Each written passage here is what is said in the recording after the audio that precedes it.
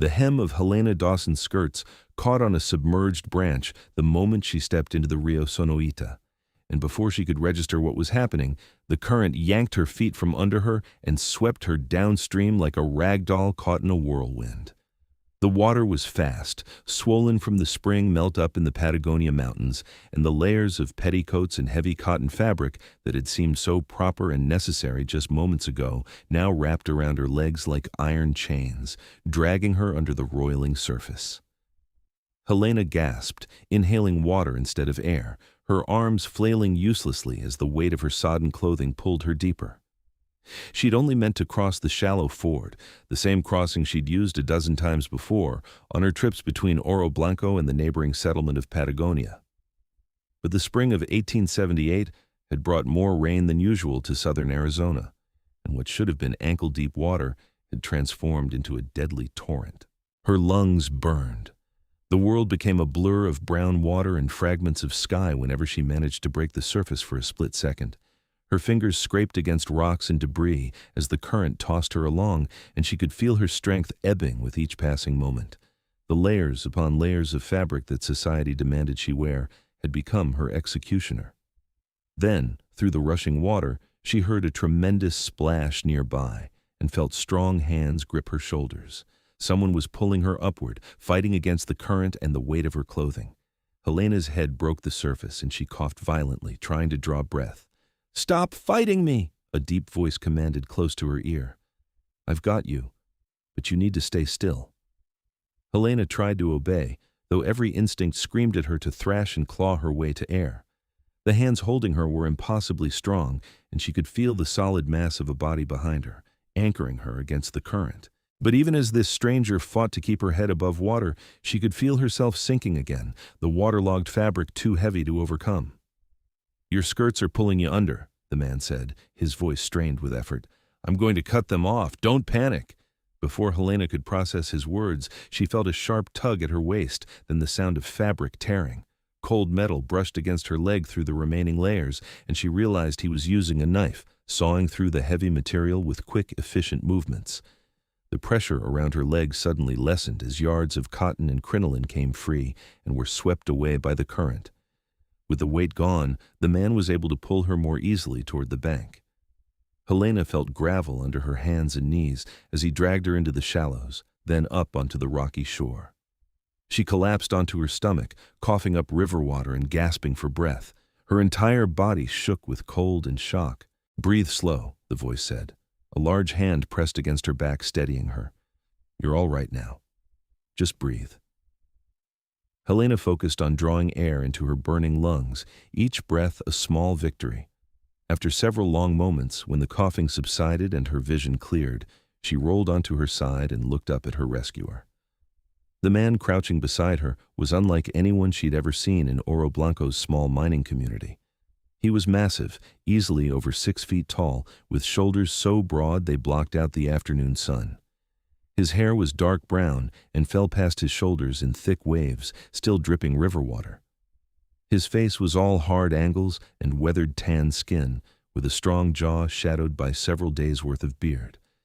But it was his eyes that caught her attention, a startling light blue, like chips of Arizona sky, watching her with an intensity that made her breath catch for reasons that had nothing to do with nearly drowning. He wore buckskin pants and a simple cotton shirt that now clung to his frame, revealing the powerful muscles of his chest and arms. His forearms, visible where he'd rolled up his sleeves, were corded with muscle and marked with old scars. This was a man who lived by physical strength and endurance, she realized. A mountain man, probably one of the trappers and hunters who occasionally passed through the territory. "Can you sit up?" he asked, his voice gentler than his appearance suggested. Helena nodded and let him help her into a sitting position. The movement made her suddenly aware of her state of undress. Her skirts had been cut away just below her knees, leaving her lower legs exposed, and her bodice clung to her in a way that was thoroughly improper. She felt heat rise to her cheeks despite the cold water still dripping from her hair. "I apologize for the immodesty," she managed to say, her voice hoarse, "and thank you. You saved my life." The corner of his mouth twitched, not quite a smile. "Better immodest than drowned, though I expect you'll want to get somewhere warm soon. You're shaking like an aspen leaf." He was right. Now that the immediate danger had passed, Helena's body was reacting to the cold water in shock. Her teeth chattered and her hands trembled as she tried to wring water from her hair. "My wagon," she said, looking around. "I was crossing to get my wagon from the other side. My horse." "Calm down," the man said. "Your horse is fine. Saw him on the bank when I heard you cry out. He's probably wondering why you decided to go swimming." He stood up, water running from his clothes, and offered her his hand. "Can you walk?" Helena placed her hand in his, noting how completely his palm engulfed hers. His skin was rough with calluses, warm despite the cold water. He pulled her to her feet with such ease that she might have weighed nothing at all. Her legs wobbled beneath her, weak from the ordeal and the cold. "Steady," he said, keeping hold of her hand. His other hand came to her waist, supporting her. "Give yourself a minute." Standing this close to him, Helena had to tilt her head back to meet his eyes. She was not a particularly small woman at 5'6". She'd been taller than many of the men in her hometown of St. Louis, but this man made her feel delicate. The heat radiating from his body was welcome against the chill that had settled into her bones. "What's your name?" she asked. "But Barrett Dalton," he replied, "though most folks just call me Dalton when they bother to call me anything. I'm Helena Dawson. People call me Helena when they're being polite and other things when they're not." That almost smile flickered across his face again. "What brings a woman like you out to this territory?" "I could ask you the same question about a man like you." "I asked first." Helena steadied herself, testing her legs. They held, though she was grateful for his hand still at her waist.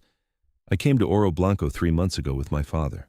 He's a mineralogist, studying the silver deposits. I assist him with his work." Barrett nodded slowly, his eyes moving past her to survey the river. "Your father let you cross alone?" There was no judgment in his tone, only curiosity, but Helena felt herself bristle slightly. "I'm 22 years old, Mr. Dalton. I'm hardly a child who needs permission." "Didn't say you were. But that river's been running high and fast for a week now. Anyone familiar with the territory would know to stay clear of it." He had a point, and Helena's pride wouldn't let her deny it. "We've only been here a short time. I didn't realize how much the water level had changed." Barrett glanced down at her, and this time his expression was almost sympathetic. "Well, you know now. Come on, let's get you back to your wagon and find something to wrap you in before you catch your death." He guided her along the bank, his hand steady at her waist. Helena's horse, a gentle mare named Copper, stood grazing peacefully about 50 yards downstream, apparently unconcerned about her mistress's near-death experience. The wagon was still on the far side of the river, exactly where Helena had left it. "I was taking supplies to Mrs. Patterson in Patagonia," Helena explained, her voice still rough. "She's recovering from illness and needed medicine from Dr. Werner in Oro Blanco." Barrett looked at the wagon, then at the river, then back at Helena. "You planning to swim back across for it?" "Of course not. I'll have to find another way. Perhaps there's a bridge upstream, or a better crossing point." "Nearest bridge is 10 miles north. Better crossing's about 3 miles south, but it'll still be tricky with the water this high." He seemed to consider something, then nodded to himself. "Wait here." Before Helena could ask what he intended, Barrett strode back into the river. She watched in amazement as he waded out until the water reached his chest, fighting the current with a strength that seemed almost inhuman. He reached the other side, pulled himself onto the bank, and approached her wagon. Within minutes, he'd re-hitched Copper and was driving the wagon into the river. Helena's heart leaped into her throat as she watched the water swirl around the wagon wheels, rising higher and higher until it lapped at the wagon bed. But Barrett kept the horse steady, guiding her at an angle to the current, using the animal's strength and his own judgment to navigate the treacherous crossing. After what felt like an eternity, but could only have been a few minutes, the wagon wheels found purchase on the near bank, and Barrett drove it up onto solid ground. He jumped down from the seat and immediately went to the back of the wagon, pulling out a wool blanket from among the supplies. He brought it to Helena and wrapped it around her shoulders without ceremony. "Thank you," Helena said, pulling the blanket close. "That was incredibly dangerous. You didn't have to do that." "Couldn't leave you stranded on this side with no supplies and no way to finish your errand," Barrett said matter-of-factly. "Besides, I've crossed worse rivers than this." Helena studied him with new appreciation. "You're not from around here originally, are you? Your accent isn't southwestern." Colorado mostly. Spent time in the Rockies, trapping and hunting. Came down this way following the game and the weather." He gestured to Copper. "You feel steady enough to ride? Patagonia is only about 4 miles from here if we take the road." "I can ride," Helena said, though in truth she wasn't entirely certain. Her legs still felt like water and her head was spinning slightly, but she'd be damned if she'd appear weak in front of this man who'd just risked his life to save her and retrieve her wagon. Barrett clearly saw through her bravado. "Tell you what, why don't you ride in the wagon, wrapped in that blanket, and I'll drive. You can direct me to this Mrs. Patterson's place?" It was a sensible suggestion, and Helena's pride wasn't so great that she'd reject it. She nodded and let Barrett help her into the back of the wagon, where she could sit surrounded by supplies and wrapped in the wool blanket. The sun was warm on her face, helping to drive away some of the chill, but her wet clothes still clung uncomfortably to her skin. Barrett climbed onto the driver's seat and clicked his tongue at Copper, who started forward with an easy gait. The wagon rolled along the road toward Patagonia, and Helena found herself studying the broad expanse of Barrett's back, the way his wet shirt stretched across his shoulders, the easy confidence with which he handled the reins. "How long have you been in Arizona?" she called forward to him. "Few months. Came down late last year when the snow started getting heavy in Colorado. Figured I'd winter somewhere warm for a change." "And you're staying in Oro Blanco?" "Got a cabin about 5 miles north of town, up in the foothills. Good hunting territory and quiet. Nobody bothers me up there." Helena heard something in his tone, a preference for solitude that spoke of a man accustomed to his own company. "You don't care much for towns, do you?" "Towns are all right for a visit, but too many people, too much noise. I like the mountains, like being able to see the horizon and not have buildings in the way." "I can understand that," Helena said, surprising herself with the admission. "St. Louis was so crowded. So many people and horses and carriages all pressed together. Coming out here, seeing all this open space, it felt like I could breathe properly for the first time." Barrett glanced back at her over his shoulder, and she caught a glimpse of something approving in his expression. "Most women I've met from back east hate the territory. They complain about the heat and the dust and the lack of society." "There are women like that in Oro Blanco," Helena admitted. "The banker's wife throws a fit if she breaks a nail. But my father raised me to appreciate natural wonders and to understand that there's more to life than tea parties and gossip." "Your father sounds like a sensible man." "He is, though he might revise that opinion when he learns I nearly drowned myself today. If he's sensible, he'll be too grateful you survived to be angry." They fell into a comfortable silence as the wagon rolled along. The road to Patagonia cut through scrubland dotted with mesquite and palo verde trees, their green branches bright against the red soil. In the distance, the Patagonia mountains rose up, their peaks still dusted with the snow that had swollen the river. It was beautiful country, harsh and unforgiving, but beautiful nonetheless. Helena's clothes were beginning to dry in the warm afternoon sun, though she knew she must look a fright with her ruined dress and her hair hanging in damp tangles around her shoulders. She'd lost her bonnet to the river, along with the dignity of her full skirts. What would Mrs. Patterson think when she arrived looking like a drowned rat? "You're worrying," Barrett observed without turning around. "How can you tell?" "I can hear it. You got real quiet, and I'd wager you're fretting about something." He was more perceptive than she'd expected. "I'm thinking about how I must look. It's hardly proper to show up at someone's door in this state." "You look like someone who nearly drowned and lived to tell about it. Anyone with sense will understand." "Society ladies aren't always guided by sense." "Then maybe they're not worth worrying about." Helena found herself smiling despite her concerns. There was something refreshing about Barrett's straightforward worldview. He didn't seem to care about the social niceties that governed so much of life back east, or even in Oro Blanco's small but surprisingly pretentious social circle. Patagonia came into view as they crested a small rise, a collection of adobe buildings and wooden structures clustered along a creek. It was smaller than Oro Blanco, with perhaps 36 permanent residents and a floating population of miners and ranchers who came through for supplies. Mrs. Patterson lived in a neat adobe house on the far side of town, and Helena directed Barrett there. As they pulled up in front of the house, the door opened, and a middle-aged woman with graying hair and a kind face stepped out onto the porch. Her expression of greeting transformed to concern as she took in Helena's bedraggled appearance. "Good heavens, child, what happened to you?" Helena climbed down from the wagon with Barrett's assistance, keeping the blanket wrapped around her shoulders. I had an accident crossing the Rio Sonoita, Mrs. Patterson. The water was higher than I expected. Mr. Dalton here saved my life. Mrs. Patterson's eyes moved to Barrett, widening slightly as she took in his size and appearance. Then I owe you a great debt, Mr. Dalton. Please, both of you, come inside. Helena, you need to get into dry clothes immediately, and Mr. Dalton, you're welcome to warm yourself by the fire as well. I'm all right, madam, Barrett said, but Mrs. Patterson was already shooing them both inside with the air of a woman accustomed to being obeyed. The interior of the house was cool and comfortable, with thick adobe walls that kept out the heat. Mrs. Patterson bustled about, directing Helena to a bedroom where she could change into borrowed clothes while putting a kettle on for tea. Barrett stood somewhat awkwardly in the main room, looking like a bear that had accidentally wandered into a china shop. "Sit down, Mr. Dalton," Mrs. Patterson commanded, gesturing to a sturdy wooden chair, "and tell me exactly what happened." Helena could hear Barrett's deep voice from the bedroom as she peeled off her wet clothes and gratefully pulled on the clean, dry dress Mrs. Patterson had provided. It was a simple cotton garment, a bit loose on Helena's frame since Mrs. Patterson was a larger woman, but it was blessedly dry and warm. She did her best to comb through her tangled hair with her fingers, braiding it into a simple plait that hung down her back.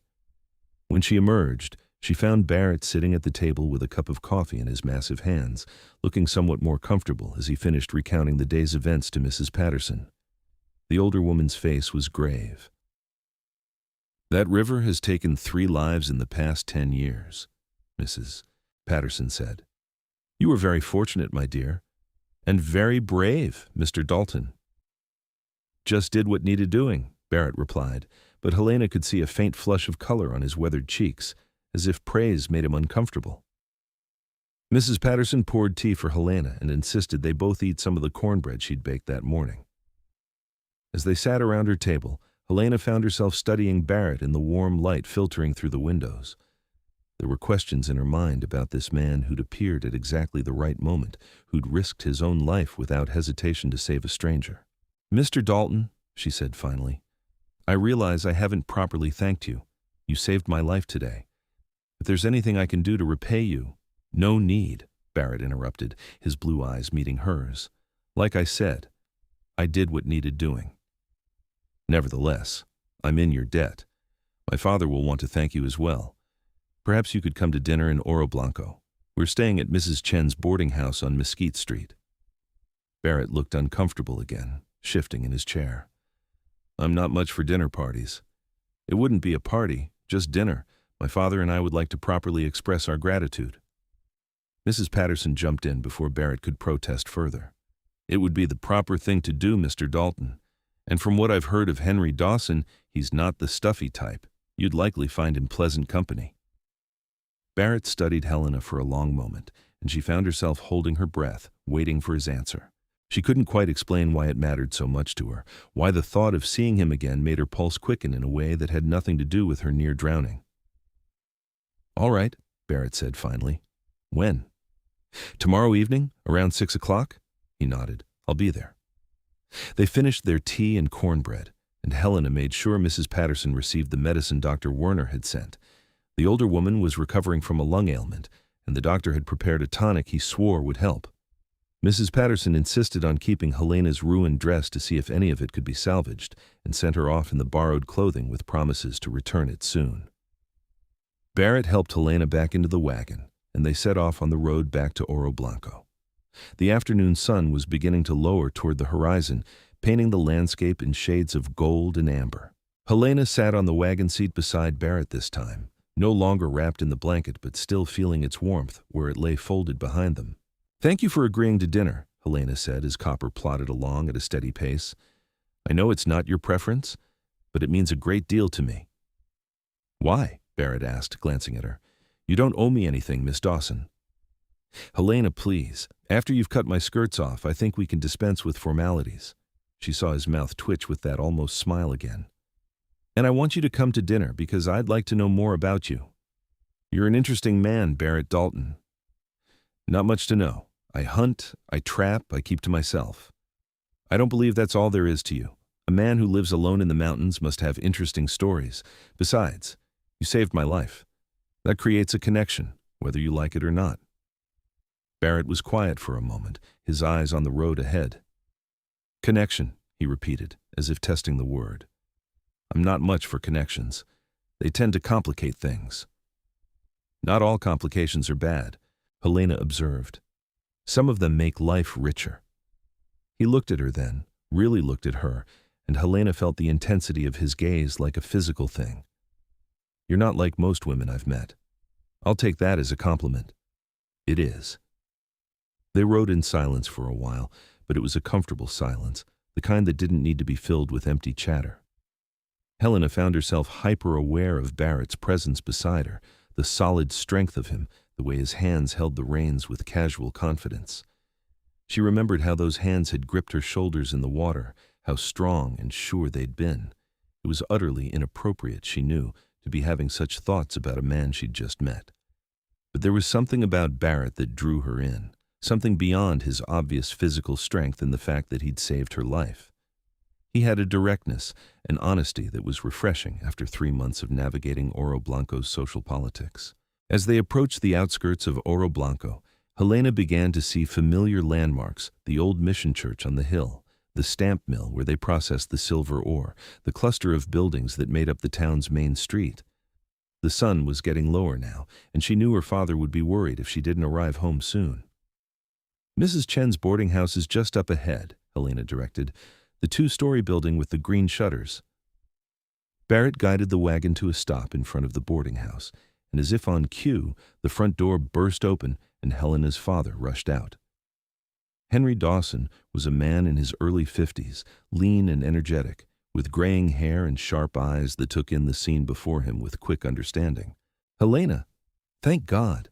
When you didn't return by afternoon, I was about to organize a search party." His eyes moved to Barrett, taking in the mountain man's appearance with curiosity rather than judgment.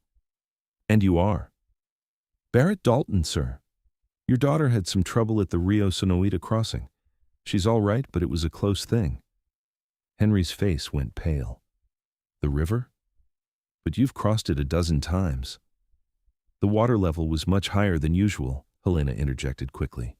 "I made a mistake, Father. Mr. Dalton saved my life, quite literally." Henry looked between them, and Helena could see him processing the information, noting her borrowed dress, her damp hair. "Then I owe you more than I can possibly express, Mr. Dalton. Please, won't you come inside? Let me offer you." "I've invited Mr. Dalton to dinner tomorrow evening," Helena said. "He's agreed to come. But for now, I think he'd probably like to get home and into dry clothes, as would I." Henry nodded, understanding. "Of course. Mr. Dalton, tomorrow at 6. And please know that you have my eternal gratitude." Barrett nodded, his expression neutral, but Helena thought she detected a hint of something warm in his eyes. "Your daughter's brave, Mr. Dawson. A lot of people would have panicked in that river. She kept her head." With that, he helped Helena down from the wagon seat one last time, his hands steady at her waist.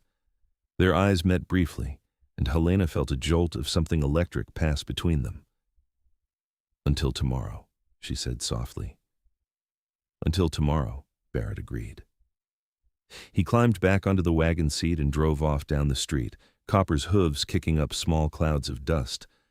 Helena watched him go until her father's hand on her shoulder brought her back to the present. "Come inside and tell me everything," Henry said, his voice tight with worry barely held in check. "And then I want you to rest. You've had quite an ordeal." Helena let her father guide her inside, but as she climbed the stairs to their rooms, she found her thoughts returning to Barrett Dalton. The way he'd moved through the water with such strength, the sureness of his hands as he'd cut away her skirts, the intensity of his blue eyes. She touched her waist where his hands had rested and felt warmth spread through her that had nothing to do with dry clothes or hot tea. She had nearly died today. That sobering thought should have been at the forefront of her mind. But instead, all she could think about was seeing Barrett again tomorrow night, learning more about the mysterious mountain man who'd appeared in her life like something out of a storybook. Helena slept fitfully that night, her dreams filled with rushing water and strong hands pulling her to safety. She woke several times, her heart racing, before finally falling into a deeper sleep as dawn broke over the desert. When she woke properly, the sun was already high in the sky, and her father had left a note saying he'd gone to the survey office to file some reports. She dressed carefully, choosing one of her better dresses, a deep green cotton that brought out the color of her eyes, and spent extra time arranging her dark brown hair.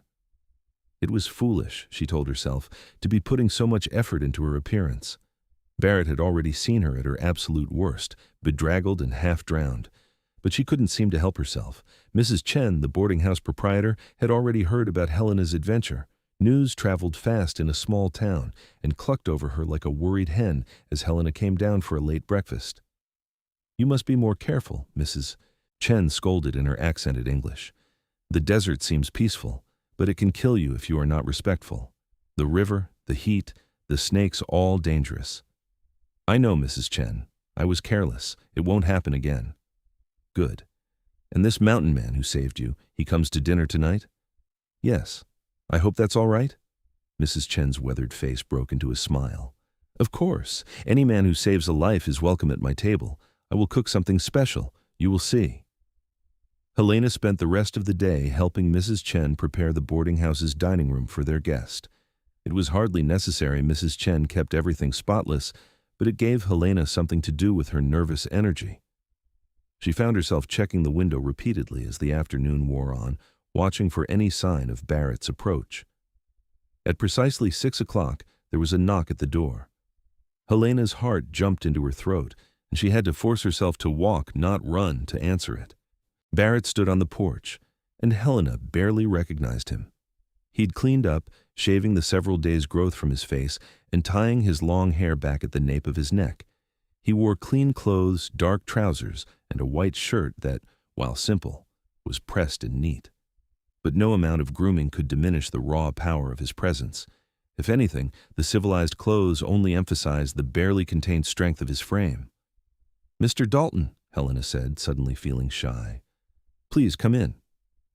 "Miss Dawson," he replied, then corrected himself at her look. "Helena." He stepped inside, ducking slightly to clear the doorframe, and Helena noticed he carried a bundle wrapped in cloth.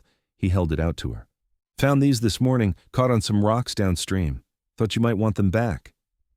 Helena unwrapped the bundle to find her lost bonnet and, surprisingly, one of her petticoats, both a bit worse for wear but recognizable. "You went back to the river to look for these?" Barrett shrugged. "Was out that way anyway.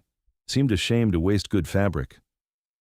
It was a small gesture, but it touched Helena deeply. This man who claimed to keep to himself, who didn't care for connections, had taken the time to search for her lost belongings. Before she could think better of it, she stood on her toes and kissed his cheek. "Thank you," she said softly. Barrett's eyes widened slightly, and that faint flush colored his cheeks again. "It's just a bonnet. It's more than that, and you know it." Henry appeared in the hallway then, saving Barrett from having to respond. "Mr. Dalton, welcome. Please come through to the dining room. Mrs. Chen has outdone herself tonight."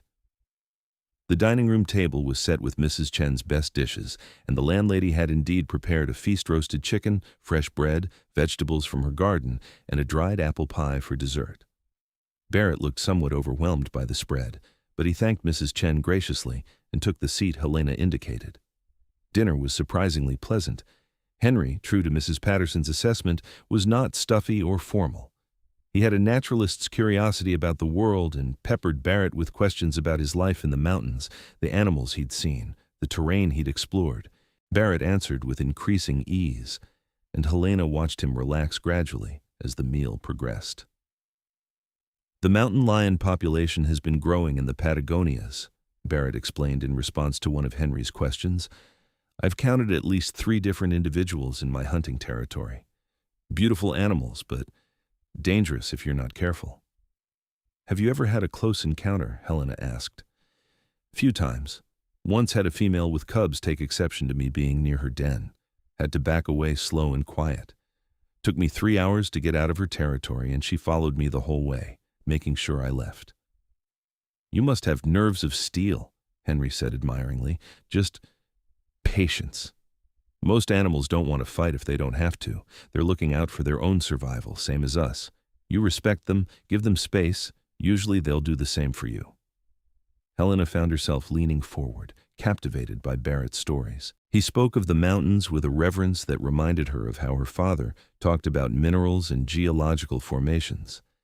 These were men who'd found their callings in the natural world, who understood something fundamental that so many people missed in their rush toward civilization and progress. After dinner, Mrs. Chen served coffee in the parlor, then discreetly excused herself, and Henry soon followed, claiming he had reports to review. Helena suspected they were deliberately leaving her alone with Barrett, and she was grateful for their tact. "You have a good father," Barrett observed, cradling his coffee cup in his large hands. "He trusts you."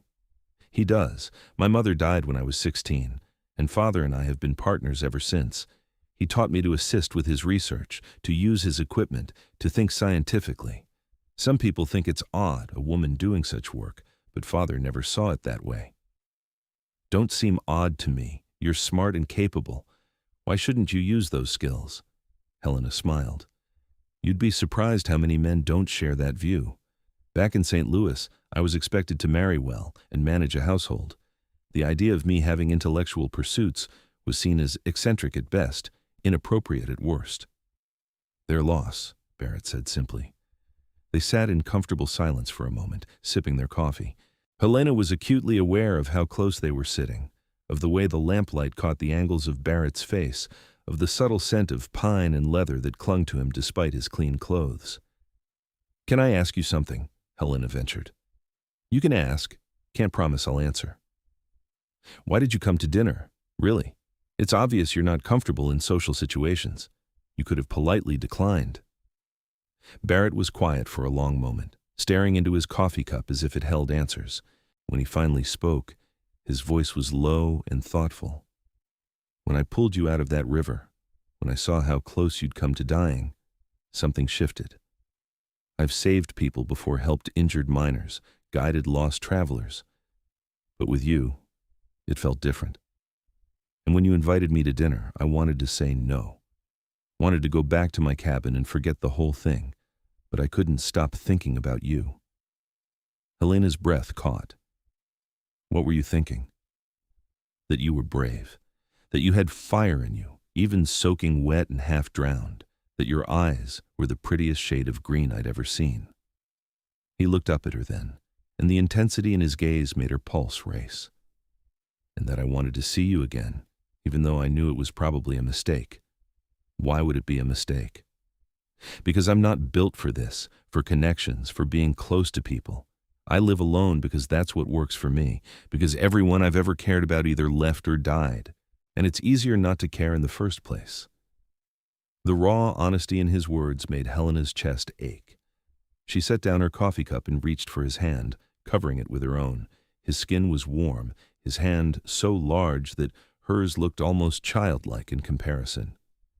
"I'm not asking you to change who you are," she said softly. "But maybe, just maybe, you could let someone in. Just a little. Just me." Barrett's eyes searched her face, and she could see the conflict there, the war between his instinct to protect himself and something else, something that drew him toward her just as strongly as she was drawn to him. "I don't know how," he admitted. "Neither do I," Helena confessed. "I've never felt like this before. It's terrifying and wonderful at the same time." "Felt like what?" Helena took a breath, gathering her courage. "Like I've been waiting my whole life to meet you. Like nearly drowning was worth it because it brought you into my life. Like I could fall in love with you if you'd let me." The words hung in the air between them, bold and vulnerable and true. Barrett's hand turned beneath hers, his fingers threading through hers, holding on. "I don't know how to do this," he repeated, but his grip tightened. "Don't know how to be what you need. Just be yourself. That's all I want. That's all I need." Barrett stood up, pulling Helena to her feet with him. They stood close together in the lamplight, his hand still holding hers, his other hand coming up to cup her face with surprising gentleness. "You're sure about this?" he asked. "Because once I let myself care, I won't be able to stop, and I can't promise I'll be good at it, or that I won't mess it up." "I'm sure," Helena whispered. He bent his head and kissed her, and it was like nothing Helena had ever experienced. His lips were soft despite the roughness of his appearance, tender despite his strength. She felt herself melting into him, her free hand coming up to rest against his chest, feeling the steady beat of his heart beneath her palm. When they finally broke apart, both breathing hard, Barrett rested his forehead against hers. "This is crazy," he murmured. "Probably," Helena agreed. "Do you care?" "Not even a little bit." They stood like that for a long moment, wrapped in each other, and Helena felt a sense of rightness settle over her. This was meant to be. She'd nearly died in that river, but maybe she'd needed to come that close to death to fully appreciate what it meant to be alive, to feel this depth of emotion, to take this kind of risk. Over the following weeks, Helena and Barrett fell into a pattern. He would come to town several times a week, timing his visits around her schedule. They would walk together through the scrubland outside Oro Blanco, and he would point out animal tracks, show her which plants were edible, teach her how to read the landscape. Helena taught him about her father's work, explaining the geology of the region, the mineral formations that had brought miners flooding to this part of Arizona. Henry approved of the relationship, though he'd raised an eyebrow at how quickly things were progressing. "Just be careful," he'd counseled Helena one evening. "I like Barrett, but he's a solitary man by nature. Make sure you understand what you're getting into." But Helena had never been more certain of anything. When she was with Barrett, she felt fully alive in a way she never had before. He challenged her, made her laugh, treated her as an equal. And beneath his gruff exterior, she'd discovered a man of surprising depth, someone who'd read widely despite his lack of formal education, who had a poet's appreciation for the natural world, who felt things deeply even if he struggled to express those feelings. One afternoon in late May, about 6 weeks after their first meeting, Barrett took Helena to his cabin. It was a 3-hour ride up into the foothills, but Helena had become a better horsewoman under Barrett's tutelage, and she handled the journey easily. The cabin was exactly what Helena had expected, a sturdy log structure in a clearing surrounded by pine trees, with a small creek running nearby.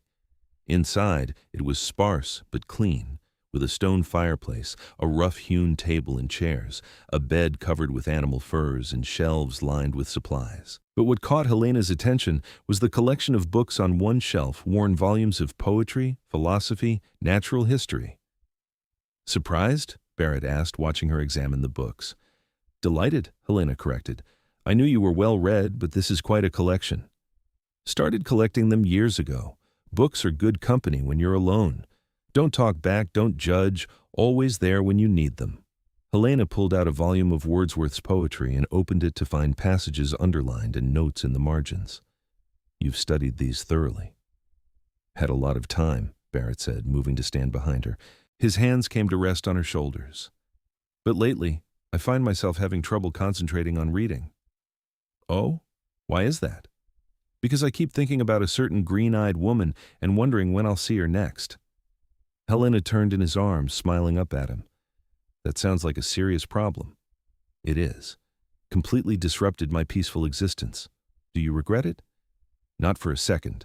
He kissed her then, deep and thorough, and Helena felt heat rush through her body. They'd kissed many times over the past weeks, but always with the awareness that they were in town, that propriety had to be maintained. Here, in Barrett's cabin, with no one for miles around, there were no such constraints. Helena pulled back slightly, breathless. "Barrett, I need to tell you something." "What is it?" "I love you. I know it's fast, I know it's probably crazy, but I love you and I needed you to know." Barrett's expression softened in a way she'd never seen before, all his usual guardedness falling away. "I love you too. Been in love with you since you looked up at me from that riverbank with fire in your eyes, ready to take on the world despite nearly drowning. You're the bravest, most beautiful woman I've ever known." "Then ask me," Helena whispered. "Ask you what?" "You know what?" Barrett smiled, a full, genuine smile that transformed his face. "Helena Dawson, will you marry me? Will you take a chance on a rough mountain man who's never had much use for society, but who can't imagine spending another day without you?" "Yes," Helena said, laughing and crying at the same time. "Yes, absolutely yes." Barrett picked her up and spun her around, and Helena threw her head back and laughed with pure joy. When he set her down, they kissed again, and this time there was a promise in it, a commitment to build something together that neither of them had thought possible. They rode back to Oro Blanco as the sun was setting, arriving after dark. Henry took one look at their glowing faces and knew immediately what had happened. "I suppose I should ask about your intentions, young man," Henry said, but he was smiling as he said it. "I intend to marry your daughter as soon as possible, sir, with your blessing if you'll give it. You have it. I can't think of a better man to trust with Helena's happiness." The wedding took place 3 weeks later in the small church on the hill overlooking Oro Blanco. It was a simple ceremony, attended by Henry, Mrs. Chen, Mrs. Patterson, who traveled up from Patagonia, Dr. Werner, and a handful of other townspeople who'd gotten to know Helena over the past months. Helena wore a new dress of cream-colored silk that Mrs. Chen had helped her sew, and she'd woven wildflowers into her dark hair. Barrett wore his best clothes and looked simultaneously nervous and happier than anyone had ever seen him. The ceremony was brief, conducted by a traveling preacher who happened to be passing through, and when the preacher pronounced them husband and wife, Barrett kissed Helena with such tenderness that several women in attendance dabbed at their eyes with handkerchiefs. The reception was held at Mrs. Chen's boarding house, and though it was small, it was joyful. Henry gave a toast that made Helena cry, and even Barrett managed a few words of thanks to everyone present. As the evening wore on and the guests began to drift away, Helena found herself standing on the boarding house porch with her new husband, looking out at the star-filled Arizona sky. "Having second thoughts?" Barrett asked, his arm around her waist. "Not even slightly. You?" "Only that I didn't do this sooner. We met 6 weeks ago. Should have married you the day after I pulled you from that river." Helena laughed and leaned into his solid warmth.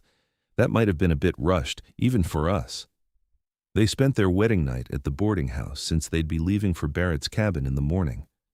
Helena had already said a tearful goodbye to her father, who'd assured her he'd be fine and would visit them regularly. Henry had even talked about relocating his base of operations to a site closer to Barrett's cabin, where there were interesting geological formations to study. The next morning, they loaded Helena's belongings onto a pack horse and began the ride up into the foothills. Helena had never been much for traditional feminine pursuits, but she'd surprised herself by feeling nervous about this transition. She was leaving behind the world she'd known, moving into Barrett's remote cabin, becoming part of his solitary life. As if sensing her thoughts, Barrett reached over and took her hand. "We can make this work however you want. If you need to go into town more often, if you need more people around, we'll figure it out." "I don't need more people," Helena assured him. "I just need you, and maybe some books, and my father's occasional visits, but mostly just you." The cabin welcomed them back like an old friend. Over the following days, Helena began to make it their home, adding small touches that softened the rough edges, wildflowers in a jar on the table, curtains for the windows, her own books on the shelves next to Barrett's. She learned to cook on the stone fireplace, to preserve meat for the winter, to tan hides that Barrett brought back from his hunts. But more than the domestic skills, Helena thrived in the wilderness. Barrett taught her to track animals, to move silently through the forest, to read the weather patterns. She taught him about the scientific names of the plants and animals they encountered, shared her knowledge of geology and natural history. They became true partners, each bringing their own strengths to their shared life. At night, they would lie together in their bed covered with furs, Barrett's strong arms wrapped around her, and talk about everything and nothing. Helena learned about Barrett's childhood in Colorado, how he'd been orphaned at 15 and had to make his own way in the world, how he'd learned trapping and hunting from an old mountain man named Red Jack who'd taken him under his wing, how he'd lost Red Jack to pneumonia 5 years ago and had been essentially alone since then. "Until you," Barrett would say, holding her close, "until you crashed into my life and changed everything." Summer gave way to fall, and the mountains blazed with color. Helena had never experienced autumn in the wilderness before, and she was enchanted by the golden aspens, the crisp air, the sense of the world preparing for winter's rest. She and Barrett spent long days exploring the higher elevations, and Helena helped him set his trap lines for the winter. One October afternoon, as they were walking back to the cabin after checking traps, Helena suddenly stopped and put a hand to her stomach. "What is it?" Barrett asked immediately, alert for danger. "I'm not sure," Helena said slowly. I've been feeling strange lately, tired in the mornings, and my stomach's been unsettled. Barrett's eyes widened. Helena, do you think could you be, pregnant? Helena finished. It's possible. More than possible, actually. I should probably go see Dr. Werner to be sure. Barrett's face went through several emotions in rapid succession: shock, joy, fear, protectiveness. He pulled Helena into his arms, holding her carefully as if she might break. A baby. Our baby. Are you happy? Helena asked, though she could feel the answer in the way he held her. Happier than I have any right to be. Scared out of my mind, but happy. They rode to Oro Blanco the next day, and Dr. Werner confirmed what they'd suspected. Helena was about 2 months along, which meant the baby would arrive sometime in late spring. The doctor gave her instructions on caring for herself, warned her about the risks of living so far from medical help, but also acknowledged that Helena was healthy and strong and would likely do just fine. Henry was overjoyed at the news of becoming a grandfather and threw an impromptu celebration at Mrs. Chen's boarding house. But after a few days in town, both Helena and Barrett were eager to return to their mountain home. The noise and bustle of civilization, even Oro Blanco's limited version of it, felt overwhelming after months of peaceful solitude.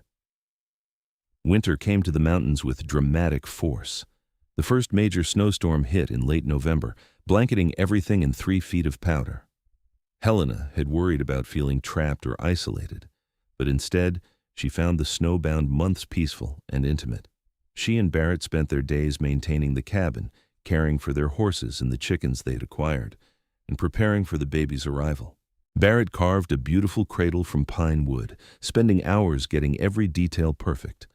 Helena sewed tiny clothes and blankets, marveling at how small they were. As her belly grew round with their child, Barrett became increasingly protective, insisting on doing all the heavy work around the cabin, checking on her constantly to make sure she was comfortable. I'm pregnant, not dying, Helena reminded him on more than one occasion, but she was touched by his concern. I know, but you're carrying our child, my child. I can't help wanting to protect you both. You do protect us, every day, but you also need to let me live my life. I'm not fragile, Barrett. He'd shown her the truth of that statement months ago when he'd pulled her from the river, Helena thought. She'd been strong then, and she was strong now. Pregnancy was a natural process, not an illness. As winter deepened, they settled into a comfortable routine. They read aloud to each other in the evenings, their collection of books providing endless entertainment. Barrett taught Helena to play chess on a board he'd carved himself, and she proved to be a formidable opponent. They talked about their hopes for their child, about what kind of parents they wanted to be. I want our child to know both worlds, Helena said one snowy evening as they sat by the fire. The wilderness that you love, and the world of learning that my father represents. I want them to be comfortable tracking deer and reading Shakespeare. That's a tall order, Barrett observed, but he was smiling. Though, I suppose if anyone can manage it, we can. Henry visited several times during the winter, making the difficult journey on snowshoes. He brought news from town, supplies they couldn't make or hunt for themselves, and his own growing excitement about the coming grandchild. He decided to relocate his operations permanently to the area, having found rich mineral deposits in the mountains that would keep him busy for years. Besides, Henry said during his February visit, I want to be close to my grandchild. I miss so much of Helena's growing up after her mother died, buried in my work. I don't want to make that mistake again. Helena hugged her father tight, grateful beyond words for his presence in her life. Between Henry and Barrett, she felt surrounded by love and support, ready to face whatever challenges lay ahead. Spring came slowly to the mountains, the snow melting in patches, revealing the brown earth beneath. Helena's due date was approaching, and Barrett insisted she stay close to the cabin, which frustrated her independent spirit, but which she acknowledged was probably wise. Her belly was huge now, and she moved with the careful waddle of a woman in her 9th month of pregnancy. Dr.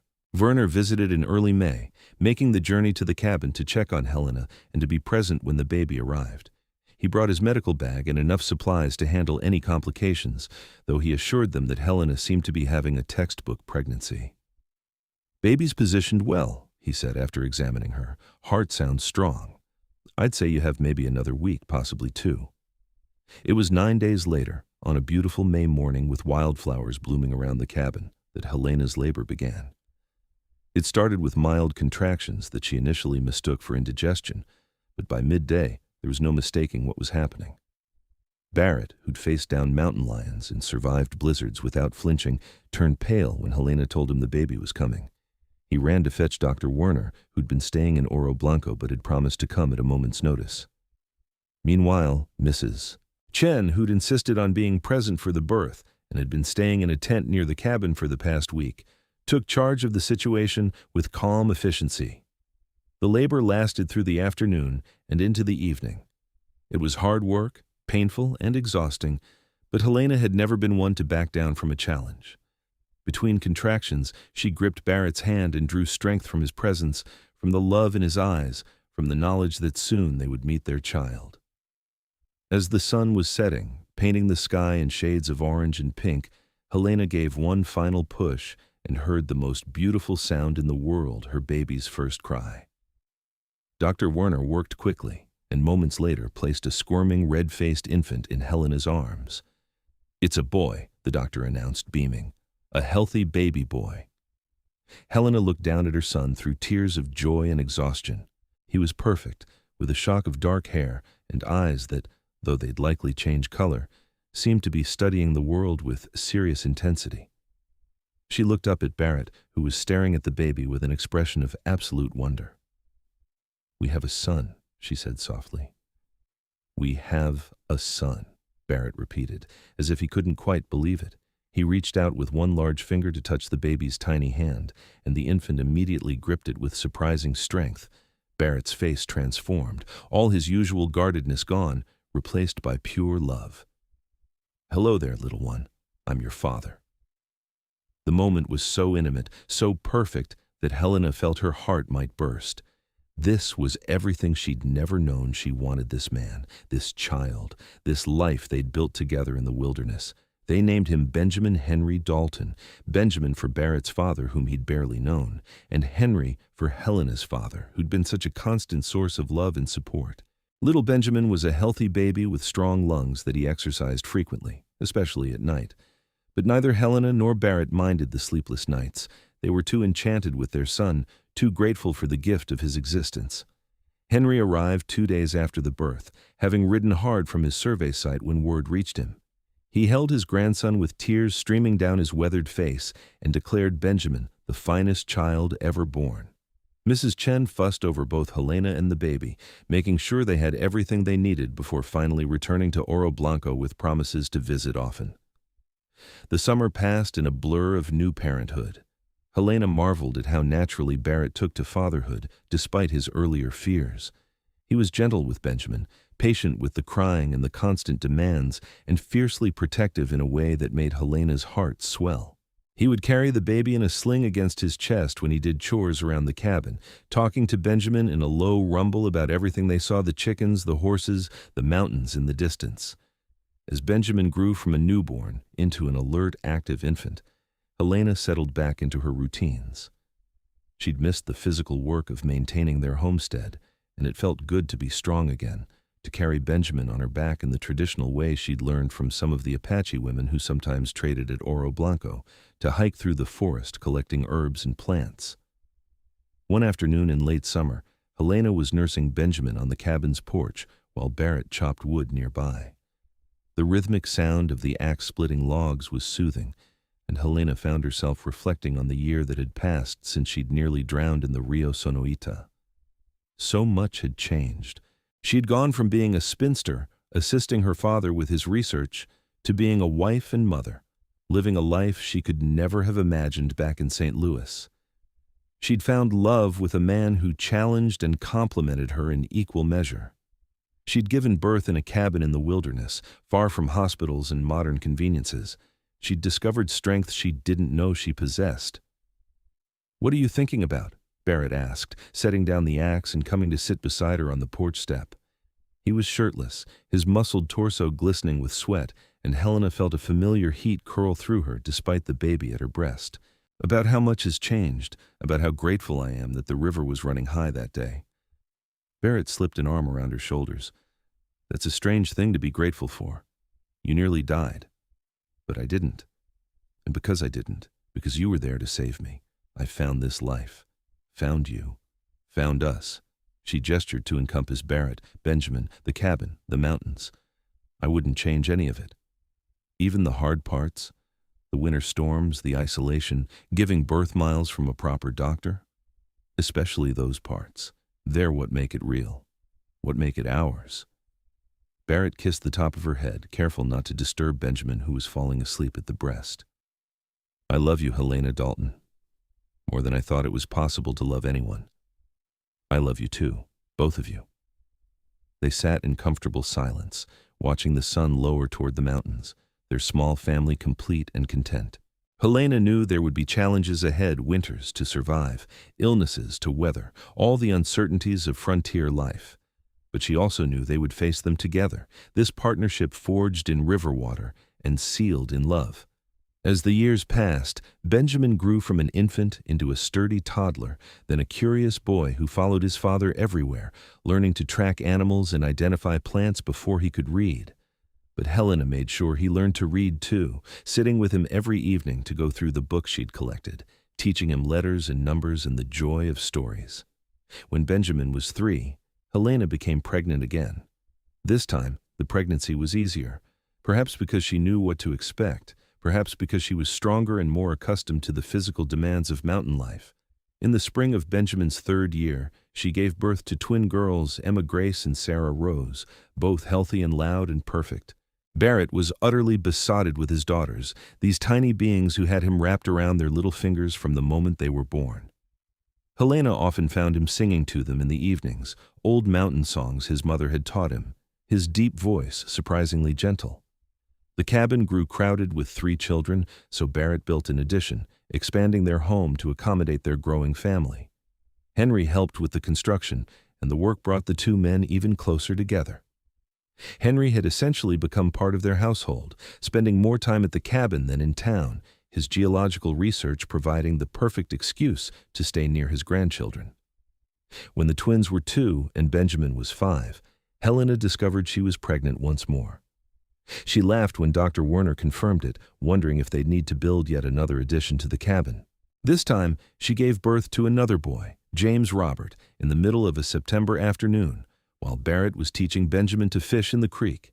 The birth was so quick and easy that Mrs. Chen barely arrived in time. 4 children. Helena sometimes had to stop and marvel at the life she'd built. She was 30 years old now, stronger and more confident than she'd ever been. Her hands were calloused from work, her face tanned from long days outdoors, her body marked with the badges of motherhood. She bore no resemblance to the proper young woman who'd left St. Louis 5 years ago, and she wouldn't have it any other way. Barrett had changed too, growing into his role as father and husband, with a grace that still surprised him. The solitary mountain man who'd once kept everyone at arm's length now had a cabin full of children who climbed on him like a friendly mountain, who demanded his attention and his time and his love, and he gave it freely, discovering reserves of patience and tenderness he'd never known he possessed. On their 5th wedding anniversary, Barrett and Helena left the children with Henry and Mrs. Chen, who'd become an honorary grandmother to the Dalton children, and rode up into the high country, to a meadow filled with wildflowers that Barrett had discovered years ago. They spread a blanket under the aspens and lay together, watching clouds drift across the impossibly blue sky. Helena rested her head on Barrett's chest, listening to the steady beat of his heart. "Do you ever miss it?" Barrett asked. "The civilized world? What your life might have been if you'd stayed in St. Louis?" "Never," Helena said without hesitation. "I know what that life would have been, married to some merchant or banker, hosting tea parties, spending my days in meaningless social calls. I would have withered away, Barrett. Here, I'm alive, truly alive. Even with 4 wild children and a husband who still doesn't know which fork to use at fancy dinners." Helena laughed and propped herself up on one elbow to look at him. "Especially because of that. Our life isn't perfect. It's hard work and long winters and worry when one of the children gets sick. But it's real. It's ours, and I wouldn't trade a single moment of it." Barrett pulled her down for a kiss, deep and sweet and full of promise. 5 years, he murmured against her lips. "Feels like both forever and no time at all."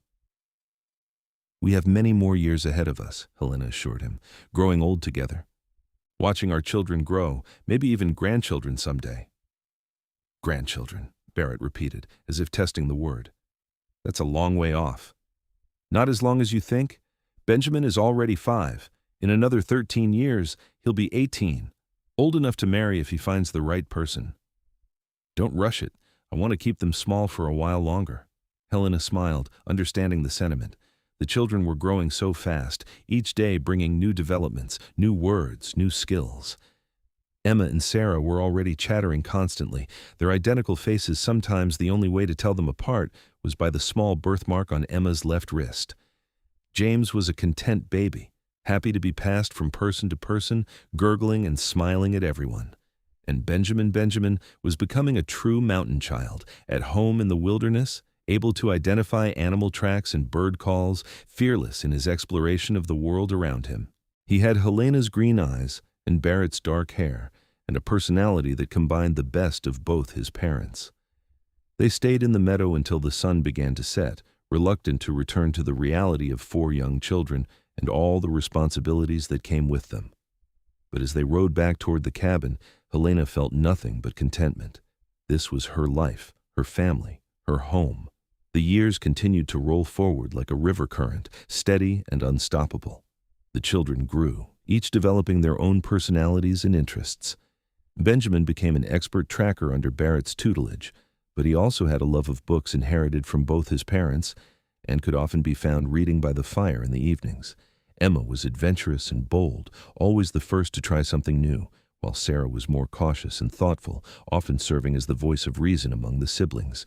James, as he grew from baby to toddler to young boy, proved to have a gift for working with animals, able to calm skittish horses and befriend wild creatures with equal ease. Helena continued her studies, corresponding with other naturalists and scientists through letters that had to be carried down the mountain to the post office in Oro Blanco. She published several papers on the flora and fauna of southern Arizona, earning recognition in academic circles despite her unconventional life. Barrett was proud of her accomplishments, even if he didn't always understand the scientific jargon in her writings.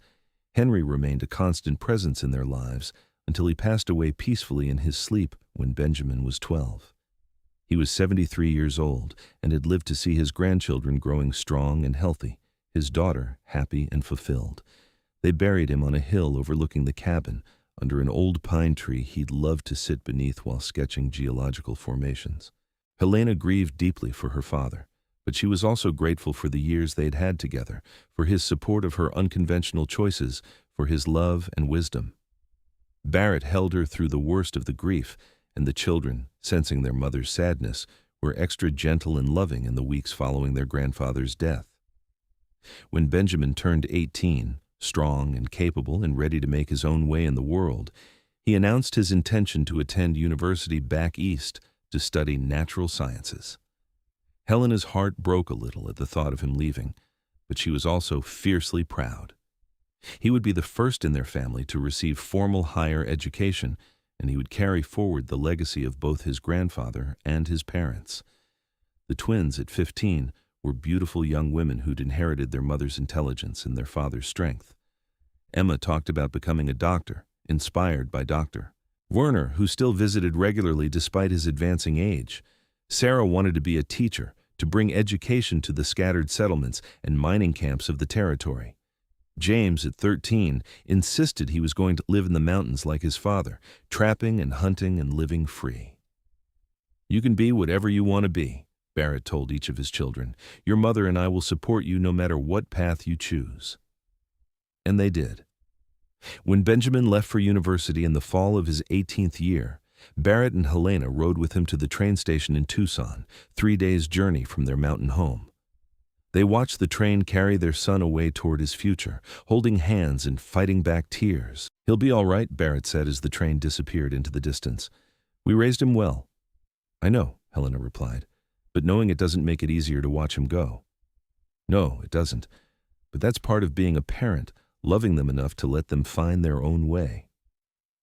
They returned to the cabin to find the twins had reorganized the entire household, and James had caught enough fish for a week. Life continued, adapting to Benjamin's absence, the rhythm of their days shifting slightly but remaining fundamentally the same. Letters from Benjamin arrived regularly, full of excitement about his studies, about the professors he was learning from, about the entirely different world he'd discovered back east. He wrote about missing the mountains, about looking forward to summers when he could come home, about the girl he'd met in his biology class who shared his passion for natural science. Helena and Barrett read his letters aloud to the rest of the family, proud of their son's adventures even as they missed his presence.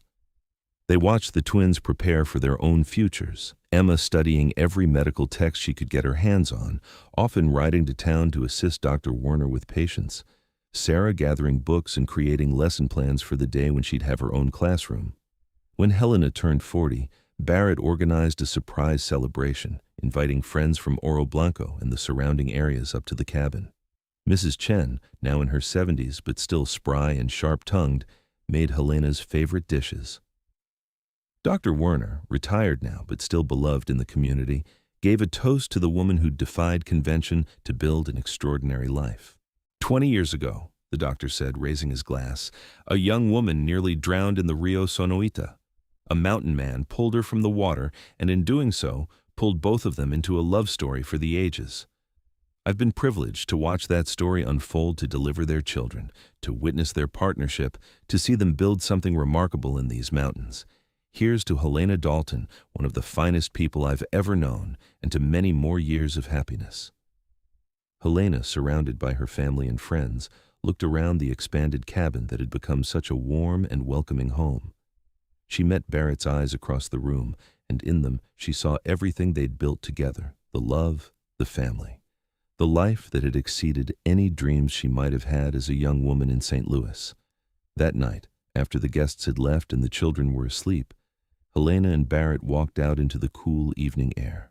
The stars were brilliant overhead, undimmed by city lights, and the mountains stood as solid sentinels around their valley. 40 years old, Helena mused. When did that happen? Time moves fast when you're happy, Barrett replied, pulling her close. His hair was more gray than brown now, and there were lines around his eyes, but he was still strong, still the man who jumped into a raging river to save a stranger's life. Are you happy? Helena asked, though she knew the answer. Happier than I ever imagined possible. You gave me everything, Helena. A family, a home, a reason to care about tomorrow instead of just surviving today. We gave that to each other, Helena corrected. I was drowning in more ways than one when you found me, not just in the river, but in expectations and limitations and a future that didn't fit who I was. You saved me, and then you set me free. You did the same for me. I was alone by choice, telling myself I didn't need anyone. But I needed you. Still do. Always will. They stood together under the stars, two people who'd found each other through chance and choice, through a moment of danger that had transformed into a lifetime of love. The river that had nearly claimed Helena's life had instead given her everything worth living for. The years rolled on. Benjamin graduated with honors and married his biology classmate, an intelligent young woman named Catherine, who visited the cabin and immediately fell in love with both the wilderness and the Dalton family. They settled in Tucson, where Benjamin took a position at the university, teaching natural sciences to the next generation of students. Emma fulfilled her dream of becoming a doctor, one of the first female physicians in Arizona Territory. She established a practice in Oro Blanco, serving the mining community and the scattered ranches with dedication and skill. She married a gentle rancher named Thomas, and they built a life together that balanced her medical practice with his work on the land. Sarah became a teacher, just as she'd planned, establishing a school in Patagonia that drew students from miles around. She remained unmarried, declaring that her students were all the family she needed, though Helena suspected there was more to the story of the quiet surveyor who often stopped by Sarah's schoolhouse with little gifts and shy smiles. James, true to his childhood declaration, remained in the mountains.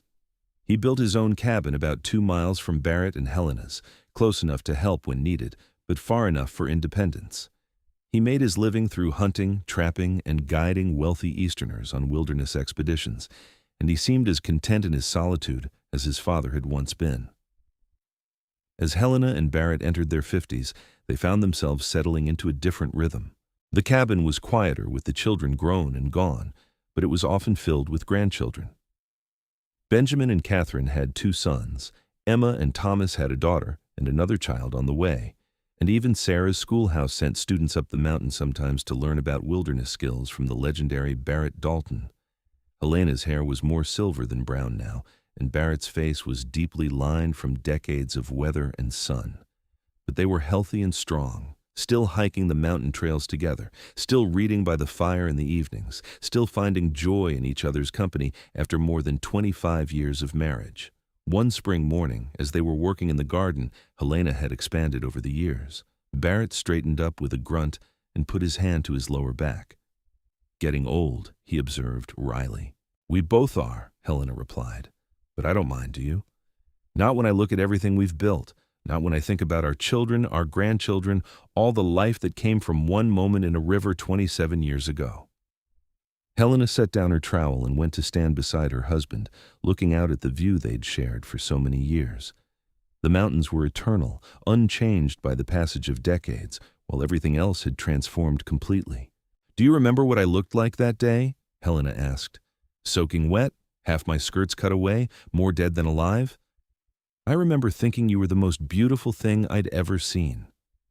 "You're a terrible liar, Barrett Dalton." "I'm not lying. You were beautiful because you were alive, because you fought, because you had courage and strength and fire." He turned to her, taking both her hands in his. "And you're still beautiful, more beautiful, because now I know all the layers, all the depths, all the ways you're extraordinary." Helena felt tears prick her eyes. After all these years, he could still move her with his words, still make her feel cherished and seen. "I love you. I'll never stop loving you." "Good, because you're stuck with me for whatever years we have left." They worked in the garden until the afternoon sun grew too hot, then retreated to the cabin's cool interior. Helena made lemonade from lemons she'd preserved, and they sat on the porch, watching hummingbirds dart among the flowers. "If you could go back," Barrett said suddenly, "back to that day at the river, knowing everything that would come after, would you make the same choices?" "Every single one," Helena said without hesitation. "Every choice, every moment, every joy and heartbreak. All of it brought me here, to this life, to you. I wouldn't change anything. Not even the hard parts? The winters that nearly broke us? The time Emma got so sick we thought we'd lose her, saying goodbye to your father? Not even those.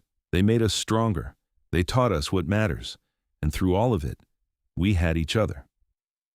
Barrett nodded slowly, satisfied with her answer. "I feel the same. There's not a day I regret, not a moment I'd take back. Even the loneliness before I met you, it was necessary to make me appreciate what I found." They sat in peaceful silence, 2 people who'd long ago learned that they didn't need to fill every quiet moment with words. They could simply be together, and that was enough. As the sun began its descent toward the western peaks, painting the sky in brilliant oranges and purples, Helena thought about the girl she'd been, stepping into a swollen river with foolish confidence. She thought about the moment of panic when the current grabbed her, the weight of her skirts dragging her down, the certainty that she was going to die. And then strong hands had gripped her shoulders, a knife had sliced through fabric, and she'd been given another chance. Not just at life, but at living truly, living fully and completely, holding nothing back. The river had tried to take her, but instead it had delivered her exactly where she needed to be, into the arms of a man who would become her partner, her love, her everything. It had been the end of one life, and the beginning of something infinitely better. "Thank you," Helena said softly. Barrett glanced at her, puzzled. "For what?" "For jumping into that river, for cutting my skirts, for saving my life and then making it worth saving." Barrett's weathered face softened into a smile. "Thank you for nearly drowning, for being brave and stubborn and extraordinary, for giving me a life I never knew I wanted, and now can't imagine living without." As the stars began to emerge in the darkening sky, Helena leaned against her husband's shoulder, feeling the solid strength that had been her anchor for nearly 3 decades. The mountains rose around them, eternal and unchanging, witnessing their love story as they'd witnessed countless others. But this story was uniquely theirs, a tale of a drowning woman and a mountain man, of courage and love, and the family they'd built together in the wilderness. It was a story that would live on through their children and grandchildren, through the lives they'd touched and the love they'd shared. And on quiet evenings, when Barrett and Helena sat on their porch watching the sunset, they knew with absolute certainty that every moment had been worth it. Every challenge overcome, every hardship endured, every joy celebrated, all of it had been part of their journey, their love story, their life. The river had brought them together, and love had made them inseparable. And as they grew old together in their mountain cabin, surrounded by the fruits of their partnership, they knew they'd found something rare and precious, a love that would last until the mountains themselves wore away and beyond. Helena and Barrett lived into their 70s, healthy and active until the very end. When Barrett finally passed away, peacefully in his sleep at the age of 76, Helena grieved deeply, but also gave thanks for the 52 years they'd shared. She lived another 3 years without him, surrounded by her children and grandchildren, spending her days writing her memoirs and teaching her great-grandchildren about the plants and animals of the mountains she'd come to love. When Helena died at 79, her family buried her beside Barrett on the hill where they'd laid Henry to rest so many years before. The marker was simple, as they both would have wanted, bearing just their names and the dates of their births and deaths, and one line that said everything that needed saying. She nearly drowned. He saved her. Together, they lived. And in the mountains above Oro Blanco, Arizona, their cabin still stood, maintained by their descendants who returned each summer to honor the legacy of two people who'd found each other in the most unlikely of ways, and built something extraordinary from a single moment of courage and love. The river still ran through the valley, sometimes gentle, sometimes raging with spring melt, a reminder of the day it had brought two souls together and changed everything. Their love story became legend in that part of Arizona, passed down through generations, the tale of the woman in the heavy skirts and the mountain man who'd jumped in to save her. But for those who'd known them, who'd seen them walk hand in hand through the wilderness even in their old age, who'd witnessed the depth of their partnership and the strength of their bond, it was more than a legend. It was proof that sometimes the worst moments of our lives can become the best, that love can be found in the most unexpected places, and that two people who are brave enough to take a chance on each other can build something that lasts forever. The mountains remembered. The river remembered. And the family they'd created carried their story forward into the future, a testament to the power of love, courage, and the simple choice to jump into the water when someone needs saving. This was their story, complete and whole, a closed chapter that nonetheless lived on in the lives they'd touched and the love they'd shared. Helena had been drowning, and Barrett had saved her, and from that moment of desperation had grown a lifetime of joy, purpose, and a love that would never be forgotten. The end of their story was also a beginning for their children, for their grandchildren, for everyone who heard the tale and understood that true love, when found, is worth any risk, any sacrifice, any leap of faith into unknown waters.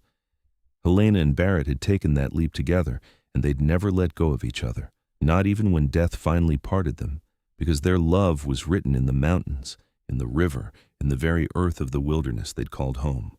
And so their story ended as all good stories should, with love triumphant, with a life well lived, with no regrets and no loose ends, only gratitude for every moment they'd shared, and peace in knowing they'd found exactly what they were meant to find in each other. Helena had been drowning in the river, weighed down by heavy skirts and seemingly out of options. Barrett had jumped in and cut the fabric to free her. But in truth, they'd freed each other from loneliness, from limitations, from lives half-lived. Together, they'd created something beautiful, something lasting, something worth remembering. Their cabin stood in the mountains, a monument to their love. Their children and grandchildren carried forward their legacy. And the river continued to flow, eternal and unchanging, holding in its waters the memory of the day it brought two souls together and set in motion a love story for the ages. That was the story of Helena and Barrett Dalton, complete from beginning to end, a tale of near tragedy transformed into triumph, of a moment of danger that became the foundation for a lifetime of love. And for those who knew where to look, who understood the language of the wilderness and the power of love. Their presence could still be felt in those mountains, two spirits who'd found their home in each other and in the wild beauty of the Arizona territory, eternally together, eternally free.